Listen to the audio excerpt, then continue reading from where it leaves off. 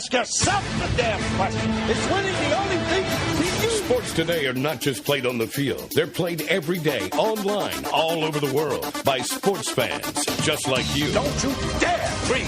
That won't get you anywhere. If you don't think you're a winner, you don't belong here. The Star Fantasy League Show puts you in control of your own team. Find out who to sit, who to start, how to play, and have your daily fantasy sports questions answered with your host, Jonathan Sprung, and co-host SFL CEO Zach Stanley and Nick Steblenko. The Star Fantasy League Show is on the air now. Hello and welcome to the Star Fantasy League Show here on the Sports Byline USA Network. I am your host, Jonathan Sprung, joined, as always, by SFL CEO, returning Zach Stanley. Great weekend of playoffs, Donald. Exciting stuff out there. I'm still not recovered from any part of playoff weekend, and I'm sure Nick Steblenko, Teddy Bear 2, you aren't either, are you? No, actually, I'm more not recovered from my birthday than I am from the playoffs. Oh. Nick gave birth this weekend. I did, to a little Teddy Bear 3. Oh, that's adorable. Where I don't see Teddy Bear 3. Did you leave him at home with a sitter Newborn? already? Are you serious? Oh, my God. You didn't bring him to the office? He doesn't know anything about this stuff. You are correct. I will not be going near a child ever. He doesn't really have one. Oh, you didn't? Oh, No Teddy Bear 3 on the way yet. No Mazel Tovs are in order then. Nope. We did just see an absolutely incredible playoff weekend, both in the NHL and the NBA, and we're right on it on the Star Fantasy League Show. We're going to be recapping all of it in Jonald's mailbag today, and we're going to be breaking down lineups for NBA today, MLB, NBA, NHL, F1, soccer. No, none of those. Lacrosse. Indoor lacrosse, outdoor lacrosse. Bundesliga, the Rec JCC League down the street. No. Cricket. Yeah, we got everything. No, but in reality, what we do have is there's a lot going on the show today. Nick, I believe we have something to talk about after the break. You just did the exact opposite of what I did to you, and we're going to fight about it on the air. I thought we were going to talk about the smackdown that I laid on our second game of baseball. You beat me by like 3 points. Smackdown. Yeah, MLB is turning out to be a little difficult. We had Jason on the show on Friday. He imparted quite a bit of MLB knowledge, and neither of us listened. Yeah, we didn't do a very I good don't job. think we listened at all. And he did well. Yeah, he did really well. Although I used a couple of his plays of the day, they did well. Other than that, apparently we need to learn. I've been watching some hockey, Donald. I've been watching a lot of hockey. All right, well, coming up after the break, we are breaking down NBA lineups. Nick Steblenko is going to break down his lineup for Monday. It's going to be fun. Coming up, it's going to be good. You're listening to the Star Fantasy League Show on the Sports Byline USA Network. Now, let's get back to it. The Star Fantasy League Show. Feel free to tweet the show at SFL Show.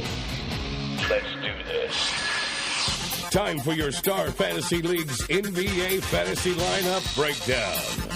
We are back on the Star Fantasy League Show, and we are breaking down Nick Steblenko's NBA lineup for Monday on StarFantasyLeagues.com. But before we do that, I have a bone to pick with you, Nick. Which bone would you like to pick? Femur. Okay. No, I have two of those. Ooh, left. Yeah. I don't know. Anyways, I have a bone to pick with you because on Friday's show, I think it was Thursday's show, you complained that because I didn't set an NBA lineup for the last day of the regular season, that I was disqualified and you automatically won. Yep. On the show. What day of the hold week on. was that? That has nothing to do with it. You said you were I'll make sure it does. You said you were 100% going to set an NBA lineup for the first day of the playoffs. Zach was here for that. I said from here on out, he must do it. Yep. You're right. And you did not. I created a lineup. I did really well. You had a big 0. I should be up 1-0. Zach. I am the presiding judge in this case, and I rule in favor of Jonald. I was going to say, you can't rule in favor of him because you ruled the other way around last time. So we're tied 1-1, or tied whatever. It's Fair 1-0. is fair. It's in the playoffs. Is it 1-0, or because I missed Sunday, does that No, count too? Sunday we won't, because if you miss Saturday and then I yelled at you, that's fine. But if you do it again next weekend, you have trouble. All right, John. This is a playoff battle. If It you want is. to take advantage of my sad state on Saturday morning, I just wanted to see him get all worked up. Yes, John, you're correct. I was crawling out of bed on Saturday morning, and I did not, in my haze, assemble a basketball lineup, and I should rightfully be punished for it. So. I crawled out of bed, and I still got my lineups together because I was too excited not to. It's the first day that I watched 7 of the 8 games. I missed one of the games. I missed the Charlotte-Miami game, honestly, because I had no interest. That was the one game I could care less about watching. I didn't pay attention to, I don't know, 2/3 of that. Yeah, not a fan. Nothing really to watch. Apparently, after Al Jefferson got injured, that game went downhill pretty quickly, and it's hard to expect anything out of that series. Let's be honest here. That's why I'm not watching. They're dominant. It's not the NBA TV series. That's Atlanta, Indiana. Poor team. See you later. You're never going to be seen on national television ever I wonder again. if the difference in like the bottom of the league compared to the bottom of the East is bigger than the bottom of the East to the top of the East. Then again, we have the Atlanta situation, so you can't really make an argument there. You can't. True. Yeah, that's very true. You never know. We'll actually get down to that in John Old's mailbag later in the show. That'll be interesting to talk Atlanta. Ugh. All right, let's get to your lineup on StarFastLeagues.com, Nick. You got to give the spiel. You got a $100,000 salary cap, 2 guards, 2 forwards, 2 center, 2 utility. Any player you want, got to stay under that $100,000 cap. Get the most points, win the most money. Easy game. Well, you got to actually make. You can do it. Yeah, things kind of change in the playoffs because you can't go with those big guys and actually expect to put together a solid all-around lineup. So I've got I managed to get 3 big guys on Monday's slate somehow. okay. Well, what do you constitute a big guy as? A star player over 15,000. I can say. All right. Well, I mean, I have a few of those. I was thinking more along the lines of your Chris Pauls, 20Ks, Blake Griffins, and that kind of stuff. Yeah, if you can get 2 of those guys in, you're a star, but you're also losing because you I have 4 guys over 14. Yeah, I do too. Okay. Interesting. All right, let's hear it. Let's go down the list, Nick. All right. Well, so I'm going to start with my highest player then of the night. I have DeAndre Jordan as my literally top dollar, $16,750. And the reason I started there is because that allowed me to kind of spread the money out a little bit more. He did pretty well in game 1. He had 45 minutes on the floor. So, I mean, you can't expect what? I would just like to say I think that's a good choice. I think that he can make value right now. But I do also feel that, the 45 minutes were big in part due to the fact that Blake Griffin was out for literally the whole first half. Yeah, and he played 3 minutes in the first half. There's no third. So they have nobody else to put in there. And when you lose those types of minutes, regardless, he's going to see the ball more because not only is he making up for Blake Griffin in minutes, but he's making up for Blake Griffin in touches. So yeah, okay. I think it's still a good play. I don't have a problem with the play. I'm just saying I think that his minutes and his production were a little inflated in game 1. The center position is the thinnest of all the positions, mainly because Andrew Bogut's dead. So. Yeah, well, and that's why I wanted to stick with the next one as Jermaine O'Neal. I'm not very confident in that one, but why not? I think Jermaine O'Neal's going to get his 20, 25 minutes. The problem with the big thing we didn't talk about in the playoffs is sure all these weird things happen, but you got to watch minutes. These teams go with 8-man rotations.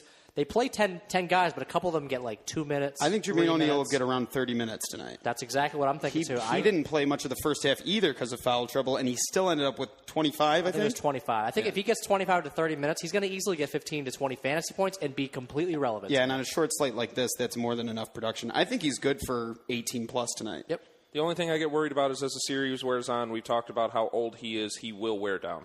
That will happen. I'm honestly not worried with time off in between games. If you're playing back-to-back, sure, worry, but with a couple days off in between games, the NBA I'm not does worried. have a lot of time in between games, and that's why you're seeing, like, Paul Pierce had 36 minutes in the first game.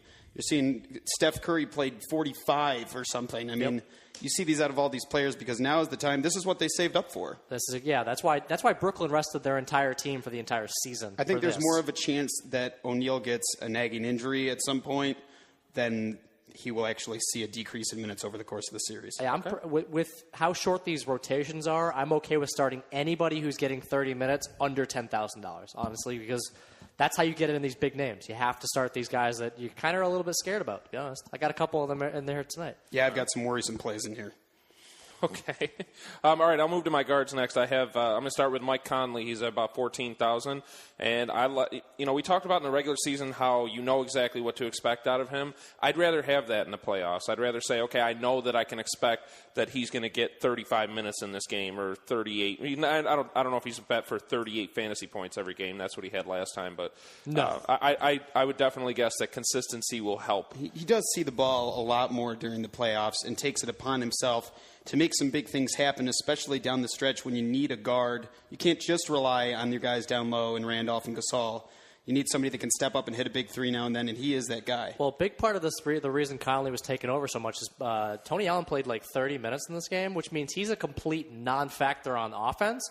And if you have one player that can't do anything on offense, Conley needs to take more of the responsibility in his own hands. He needs to create a little bit more offense. So yeah, Tony Allen consists of a steal, and a breakaway layup. That is correct. That's his offense. It's Trick or Treat Tony. So, man, actually, I have him in my lineup on Monday. I have him in my lineup as well. Yeah, 86-16. If he's going to continue to get 30 minutes, Tayshaun Prince is going to be a non-factor. He got what, like 4 minutes the other day? Yeah, I couldn't believe it was that low. He makes no sense. He can't guard anybody. He's very old. Yeah, he can't guard anybody. Tony Allen can guard He's very everybody. old. All of the things that he used to be able to do, he's not really capable of doing anymore. He used to be such a big defensive specialist, and he just can't keep up. But, hey, I'm putting him in. Let's do it. Tony. Let's go with Trick or Treat. All right, well, my second guard is going to be J.J. Redick. And he had a really strong field goal percentage in the first game. He was hitting everything that he was throwing up.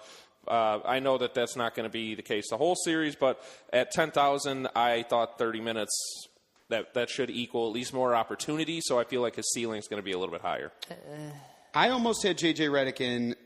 My lineup ended up being $566 under, and that was because I took Darren Collison instead. Who instead? There's such a lot. I think, yeah, it is. But I think he can put up the same production as Redick, and I was able to get in one of my 15 and above guys just because I put in Collison. Yeah, honestly, the logjam around that 10 to 12,000 mark is just ridiculous. You got Collison, you got Redick, you got Crawford, you got Klay Thompson. I've got Klay in too. I personally love Klay Thompson. So he's one of my top players. He seems to have it. He seems one of those guys that wants to kick it into another gear in the playoffs, and he really showed it in the first game. He took a ton. I think he took 20 shots. He took 20 shots. He actually didn't shoot that well. No, 7 of 20, but he got to the line. He filled up the stat sheet. Yeah. Yep, that's what you need. So up next, I have the forwards. I have David Lee and Serge Ibaka. They're both around the same price, and I think that given the amount of minutes that they're playing and the roles that they're playing in those games, they should be fine for another good night. Yeah, if you're going with the flatter lineup, I don't mind putting in both Lee and Ibaka. Personally, I went for a little bit of the high-low. I went with Lee and Chris Paul and saved some money on the lower guys. But, yeah, I have no problem with Ibaka. I just couldn't fit him in. I had Lee and Zebo. Ooh, Zebo. So you like Zebo over Ibaka? I do. Zebo just absolutely dominated. Those big can't handle. They always play so big in the playoffs, and they play such heavy minutes. Gasol had 44 minutes. Yeah, that's It's impressive. crazy. Yeah. Who might have been 45, actually. Yeah, who else do you got to round out your lineup? My last two are the utility spots. I have Draymond Green, and I have Harrison Barnes. The reason I like Harrison Barnes, I liked him more than some of the other guys around his price, like Glenn Davis and Matt Barnes, just because of in that fast-paced game, the higher-scoring games. Okay, I know you're shaking your head. No, Caron Butler, baby. I love Caron. Yeah, okay, I'm serious. I know. Caron had a lot of minutes. He didn't look as good as I thought. He's had a lot of trouble doing anything with a lot of minutes this year. I kind of enjoyed him. All right, coming after the break, we're going to continue complaining about Caron Butler and Harrison Barnes. We're also going to talk John Alt's mailbag, and you're listening to the Star Fantasy League show on the Sports Byline USA Network.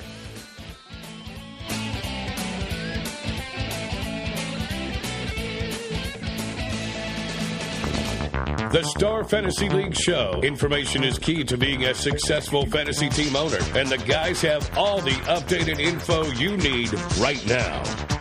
Okay, fantasy sports fans. There's a letter in your mailbox. Time to dig into Donald's mailbag for your questions and comments. Read the mail, read the mail, read the mail. Jump in the game. Send your questions and comments to the Star Fantasy League's team by tweeting at SFL Show. We are back on the Star Fantasy League show, and before we get into Donald's mailbag, I want to fight some more about this. Tweet us. Yeah, tweet us at SFL Show. Do you like Harrison Barnes? Do you like Caron Butler? Do you like Matt Barnes? Do you like anybody named Barnes? I'm trying to figure out what exactly I did here that is so different than your lineups. Why? What do you got?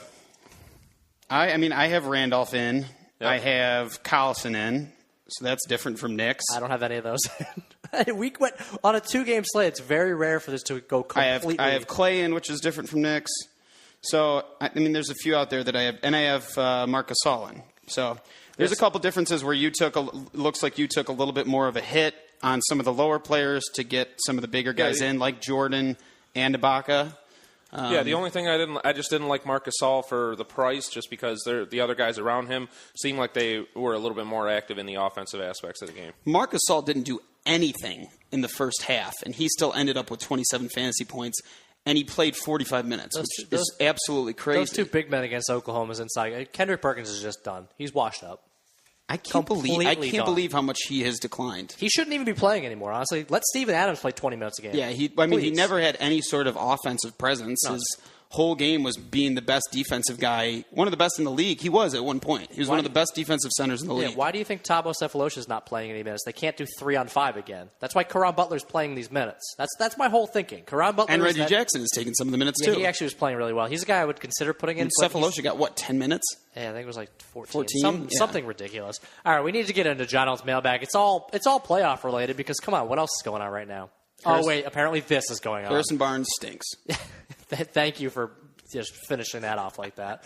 All right, first question in the mailbag. Stephen S. writes, Bryce Harper was benched for his lack of hustle, that's a quote, in running out a ground ball over the weekend. For a player with as much intensity as Harper, is this an overreaction by manager Matt Williams? Yeah, I don't really understand why you would be sitting a star player this early in the season. I don't see any need for that. The guy gets paid more than you do for you to run a team. I mean, the guy is the face of the franchise next to Steven Strasburg. Those two are supposed to be leading them into the postseason at some point here. I don't see why that. I don't know. That's a wrong move in my opinion. It doesn't seem like the right move. I feel that way as well, but it's kind of hard to argue with a veteran who has been through so many different things throughout the course of his career and now has a coaching job that he doesn't know what he's doing. That there isn't some reason, that there isn't some other reason that this happened. Has there been any retort that we've heard from Bryce Harper? He hasn't come out and said anything. Nope. Apparently he had a tight quad, so maybe that's not why he wasn't running it as hard as he could. And there are coaches in every league that take this kind of issue with playing like this, and for that reason, it's kind of hard for me to have a really big issue with it. You see what Greg Popovich does sometimes when Tony Parker doesn't get back on defense. You're done. Yeah, you're done. I mean, and this is a young guy, so he has to learn that this is not how you're supposed to play the game. Sure, it's not a big what do you call it? It's not a big error on his part. It's not something that is a major deal, but it's something that attests to how you play the game. And if you have a coach that can power a team like that, and I'm not saying that Matt Williams can, that remains to be seen, but if you have a coach that likes to treat his players that way, he treats them fairly, that's how he operates, with a stronghold on the team, sometimes that ends up working out. This is the way that you play the game if you want to be on this team.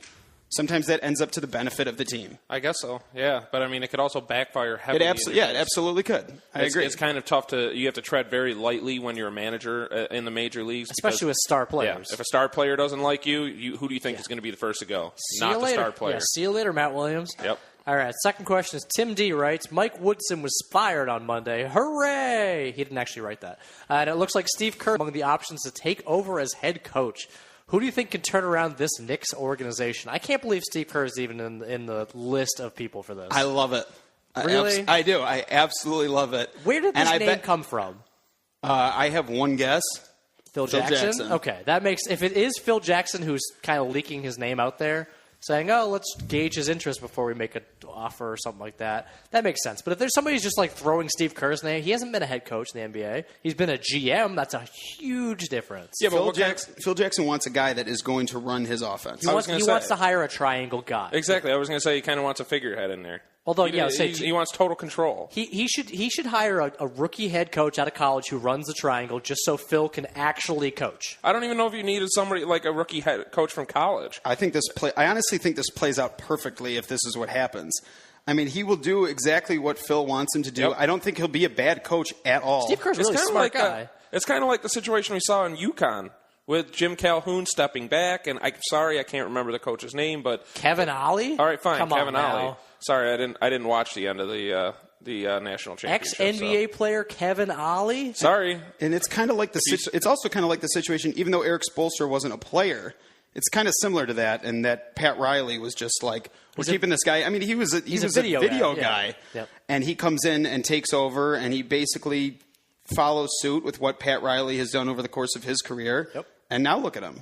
I mean, I think the same exact thing can happen there. Why aren't they Except Steve Kerr actually played. If you're going to go crazy like that, why not put in some like New York figure guy? Like, why not put in Jeff Van Gundy? You don't think he'd listen to Phil Jackson? Of course he would. I don't think Van Gundy would. No, Van Gundy has too much experience. How about Stan to bring to the Van table. Gundy? Both of them have experience to bring to the table. That would be worse. Amazing. Stan Van Gundy needs to be coaching a team. For his interviews alone. Yeah, I do miss his commentary. He needs to coach a team that has some kind of direct influence with Dwight Howard, just so we can see them interact. That'd be amazing. Poor guy. I think this could end up being a fine decision for the Knicks, and I think it's something that can really pull them together as an organization and kind of unify them. I really do. It remains to be seen. Steve Kerr, I think he's an intelligent guy. I think he's the man. I've heard him speak on multiple different platforms. He knows basketball. I'll miss him on TNT if that ends up happening. When he was a GM, he was very upset that he didn't get to talk about what he was doing. Imagine if you had a GM talking on like a podcast about the deals he's making. That would just blow the fourth wall. That'd be incredible. That would be like 24/7 or Hard Knocks. Yeah, except maybe even better. Except all the time. It's like, oh, he's gonna stream his calls. Like, I'd like to trade for Thad Young today. I don't think he'd want to give that all away, though. No, that'd be a horrible idea from a GM standpoint. All right, moving on. Jimmy B writes, Paul George came out and said he would try his hand at stopping Jeff Teague in Game 2. Is this a good idea? And if so, shouldn't he have saved this for the actual game instead of giving the Hawks time to game plan? How stupid is Paul George? I like Paul George. Yeah, I like him too. You like the fact that he's coming out and saying, I'm going to guard Jeff Teague. I think everybody saw this coming. All right, I honestly do. They needed to make a change, and with the way that Jeff Teague was able to play in that game, Paul George is their lockdown guy. So here's the other thought, though. What's the initial thought when you hear something like that if you're the Atlanta Hawks? You think, oh, okay, we have everything figured out. Paul George is going to cover Jeff Teague. Now we can game plan for it. Yeah, you can play a different lineup. You can throw different weird combinations at them. Yeah, but you know what that also does is it gets them off of their game a little bit. There's a lot of head games that can go into the playoffs as well. So until I actually see Paul George on Jeff Teague shadowing him the entire time, if I'm the Atlanta Hawks, I don't change anything. You don't change anything that you're doing. You have the game plan ready to go, but don't change what you did. You guys did everything that you need to do to win Game 1. Get inside their head. Figure out a way to get inside their head. Play it back to them. I don't think Atlanta needs to change their game plan at all. Their game plan clearly worked. They outplayed. They out-hustled. They pretty much did everything. That's what I mean. So if you're talking, if you think that this is going to change anything for Atlanta, I would hope not. I would hope that they just continue doing what they did in Game 1, and then we'll see what happens and make the in-game adjustment rather than making the complete change before the game. Yeah, the changes for concern are on the Pacers right now. I think it is a good idea that they're going to put Paul George on Teague, because Teague and Millsap are pretty much the only guys that are going to take over offensively for Atlanta. I think the real problem with the Pacers right now is Roy Hibbert. That this is a complete mismatch for them, because they have Pero Antic on Atlanta, who is basically an outside shooter. Yeah, what a great matchup he turned out to be. It's a great matchup for them, because Hibbert ends up having to come out on them. Honestly, I would be starting a smaller lineup if I were them. I was going to say the exact same thing. I would be starting David West at center. Yeah, and the fact is that Hibbert's not playing that well as it is. He's been one of the worst down the stretch for the Pacers. He didn't get that many minutes, and Mahimi didn't get that many minutes, so they did go small a good chunk of the game anyways. Yeah, they went small-ish in that game. I mean, it's tough. I mean, Antic does get down there when he's on the defensive end, so that makes things a little more difficult with Millsap in there, because Millsap can rebound even though he's not big on size. Antic doesn't like to rebound. He's like 35 years old. He doesn't like doing much at all. I didn't realize how old he was. I didn't realize he was that old either. Yeah, they said it during the game. They're like, don't call him a rookie, but he's like 30-something. Apparently his mentor was Al Horford, and he just told him, you know what, rookie, do whatever you want. You're too old. He really likes to just jack up threes. And by the way, Chris Bosh, what else does he even do anymore? He hits jumpers, yes, but he jacks up so many threes now. Yeah, I know. He's just on the outside of the arc. It's unbelievable. Speaking of threes, can we talk about the game plan that they had for Kyle Korver, Indiana, in that game? They just left him wide. Did they forget he's one of the best three-point percentage shooters in the league? He's literally one of the only other factors on that team, and he got open a lot. He got open. I saw him jacking up threes, and I'm like, is that Pero? Oh, God, that's Kyle Korver. He just kept shooting. Yeah, I mean, he spot up, face the basket. I mean, you got to get out to him. Frank Vogel has to understand that, you game plan for three people on this team. Jeff Teague just driving and dishing, Paul Millsap down low, and Kyle Korver in the corner. How do you miss one of those things, completely? Well, they have no business losing to this team, but they could. They were 2-2 in the regular season. A lot of weird stuff. It doesn't matter. It doesn't matter. They should not throw lose the regular to this team. season out. They are number one seed. They have a better bench. They have a better ready. defense. They have better offensive talent. This shouldn't be close. Here, I'll sum this up and end the segment with one player that'll give you the reason that Indiana should be winning at 4-0. Cartier Martin is playing minutes in this series, 20 minutes. Cartier Martin. He's not very good. Thank you. That would be the point. They're not very good. And coming out of the break, we have value plays of the day for Tuesday in every sport going on. It's going to be a lot to digest, but we're going to get you through it. You're listening to Star Fantasy League Show on the Sports Byline USA Network.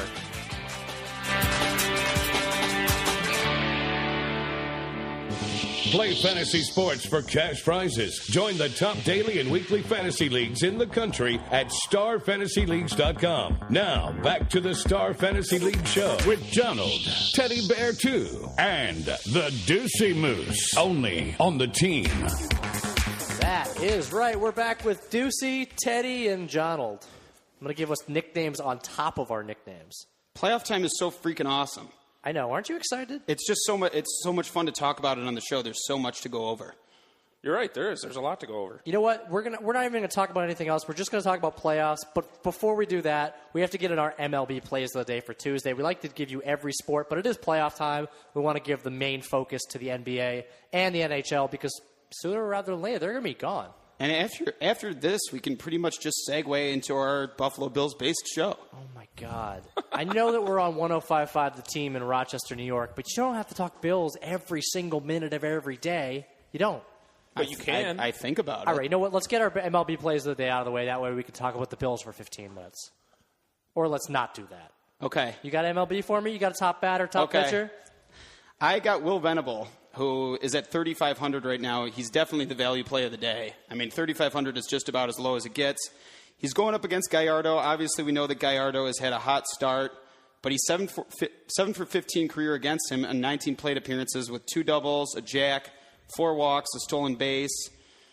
I don't know. I mean, he started off the season pretty slow, but I think guys tend to bounce back pretty frequently when they end up with a good matchup, and then that can start them getting a little bit hot. Well, it's a game of averages. I mean, the fact of the matter is if a guy is over his career batted 250 or 275 and he starts off batting 100, he'll find his groove. It'll come. It'll happen. Yeah, it's Poppy every year. He's second in the order.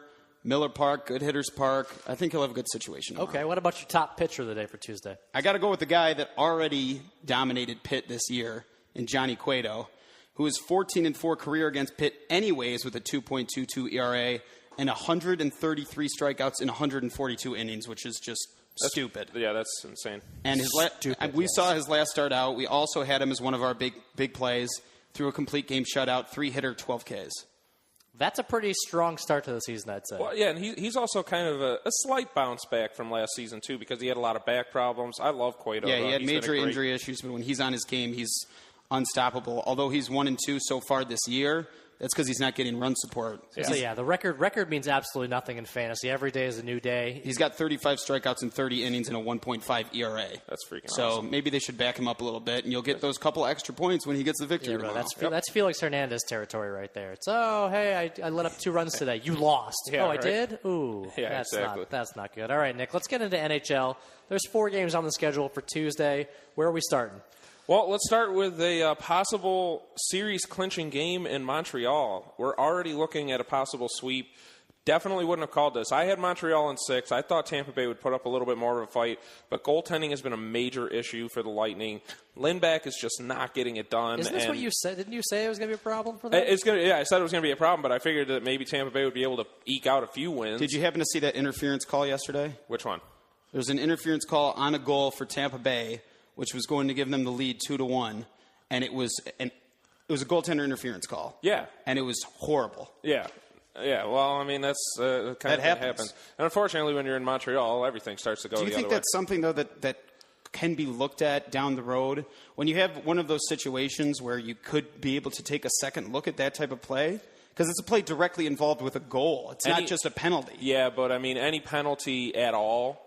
That's very subjective, that's a referee's call on that one, and you can't really go back and say, oh well, I'm going to second guess myself on that. I don't know. I don't know if that would be a possibility. So, but either way, Montreal is on a roll. They came out flying in that game. They scored 11 seconds into the game, and they really never looked back.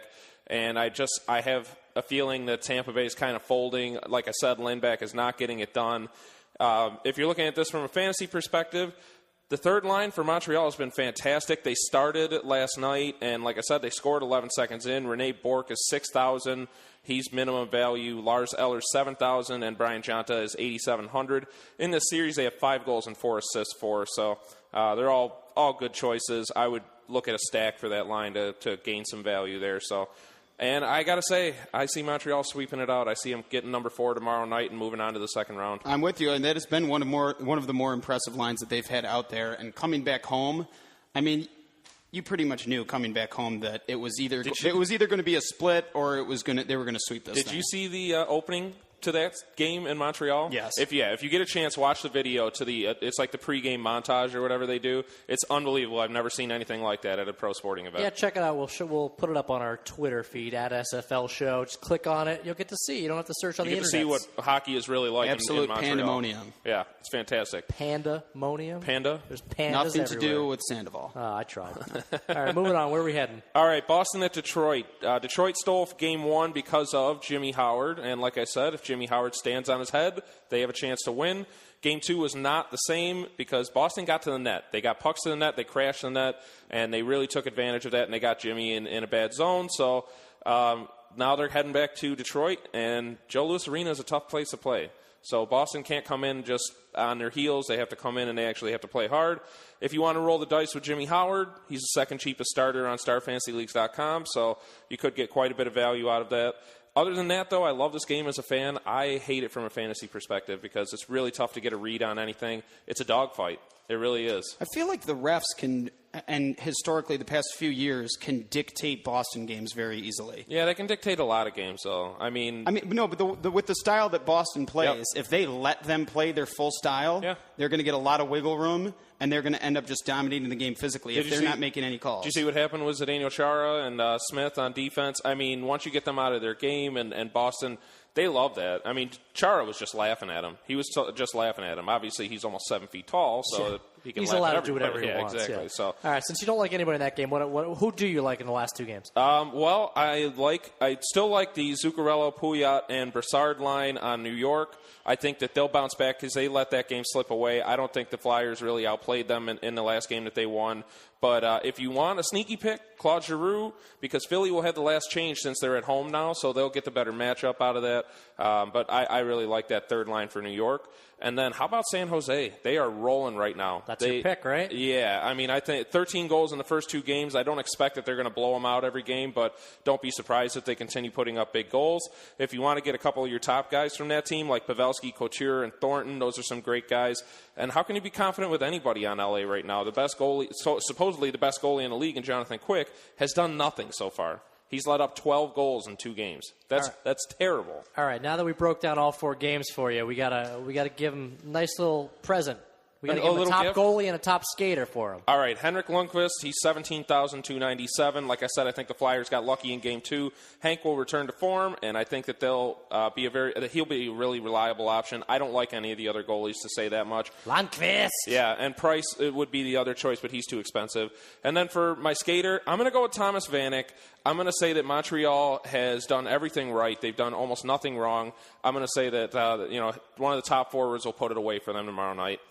Maybe a goal and an assist, something along those lines. Yeah, he's been playing pretty well, regardless of not putting up a tremendous amount of stats. Yep, and I think he'll put one away. You guys heard it. It's Lundqvist. I love that name so much. And Thomas Vanek for plays of the day for Tuesday NHL. And we got to move on to NBA. There are only 3 games, but this entire week we're going to keep talking about the NBA playoffs, just breaking down the sheer ridiculousness that went on over the weekend. It was incredible. We didn't get to talk about it in John's Mailbag today. We will do it on Tuesday's show. For certain, we'll include Monday's games. There's only 2 of them. Like half the games were seeds upsetting. I believe it was more than half. The first day it was 3 of 4, and then we saw Portland win last night. I believe there was one other road team that won yesterday, but I'm not sure.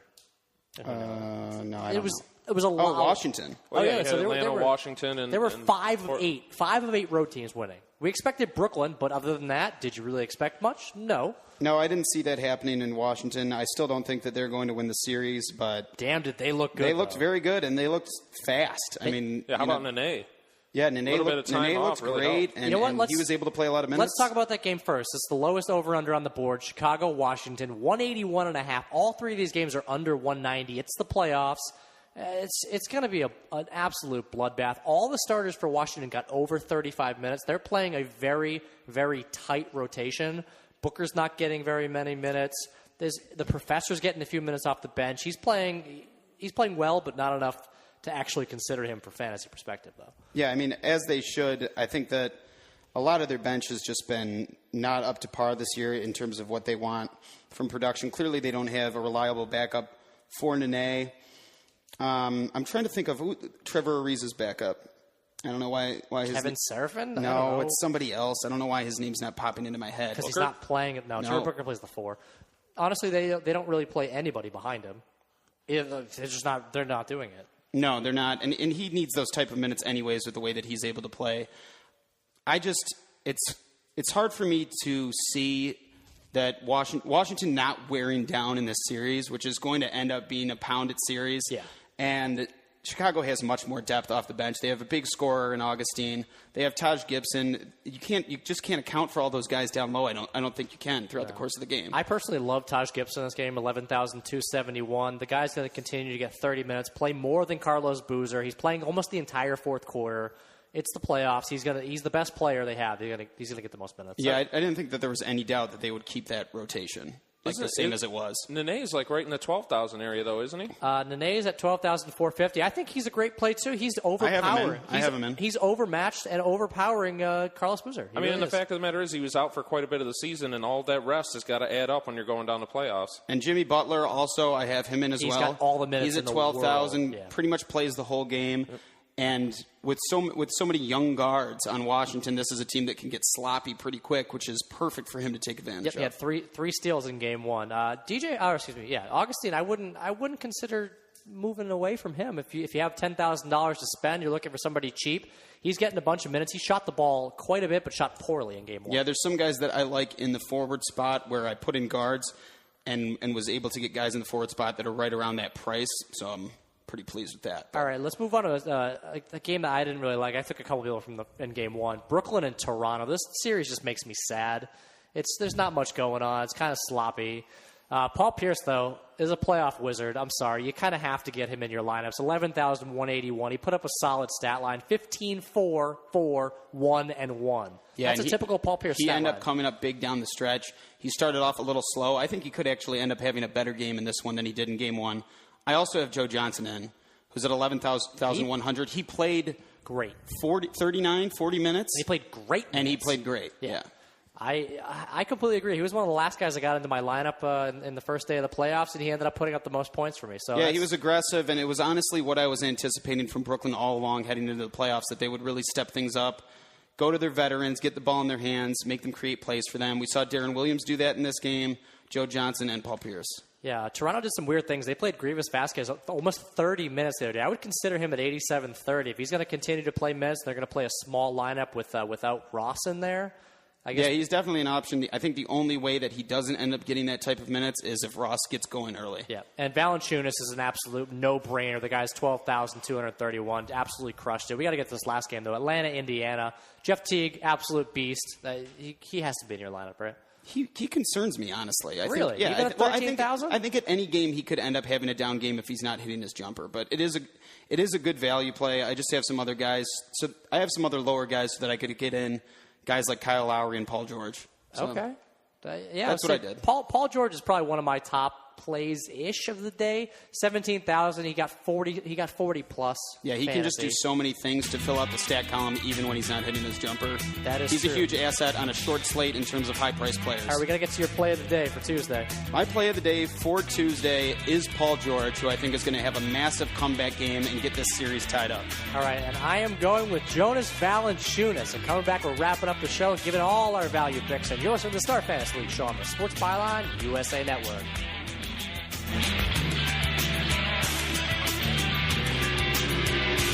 You're listening to the Star Fantasy League show. Contact the StarFantasyLeagues.com guys via Twitter at SFL Show. That is right. All you got to do to get your voices heard on the SFL Show is tweet at SFL Show. That's pretty easy, right? Yeah, but you can't get your voice on there. You can have your voice heard. Not actually on the air, but we will listen to you speak. Eventually they'll be able to call us. You know what? Yeah, we're going to eventually have call-ins here on the SFL Show if people are listening. Is anybody listening? No? Yes. Rochester, are you there? Yeah, I'm going to say yes. If you're here, Rochester 105. Yeah, if you're here 105.5 the team, tweet us at SFL Show. But we got to get to our plays of the day before we wrap up the show. MLB Tuesday, we got Will Venable and Johnny Cueto. The NHL Tuesday, we got Henrik Lundqvist. I love that name. I'm going to say that a million times. Seth Young loves saying that name, Henrik. too. Ooh. Oh, yeah. Shots Go fired. Devils. Shots fired from the teddy bear. He deserves better. We also got Thomas Vanek. And in the NBA, I went on a little bit of a limb here with Jonas Valanciunas. I still think he can get 40-plus. And obviously Paul George. 40-plus? I think he can get 40-plus. Man, oh, man. He's calling it. Okay, Mozgov. who does he have guarding him? Who does he have guarding him? KG. Yeah, played 12 minutes. He played 20. He played like 8 seconds. He played 20 I'm going minutes. to keep going Plumlee. down. I don't really know why he's not playing more minutes, though. He's too old. But he was getting like 34 minutes in the playoffs last year. You know, he clearly lost a step. I'm sorry. You know what didn't lose a step, though? Daily Fantasy. Playing Daily Fantasy on StarFantasyLeagues.com. We're still giving away just as much value. Still got 3 sports running. And we have more guaranteed prize pools each and every day. We're putting up a $1,000 NBA game for every day of the playoffs so far. Yep. And it's going to continue. Yep. And we still have that $1,000 MLB free roll coming. Do we know when it's coming? Yep. Oh, are you going to tell people when it's coming? This week. Okay. Sometime this week. All right, stay tuned to the Star Fantasy League show. We're going to give you that information.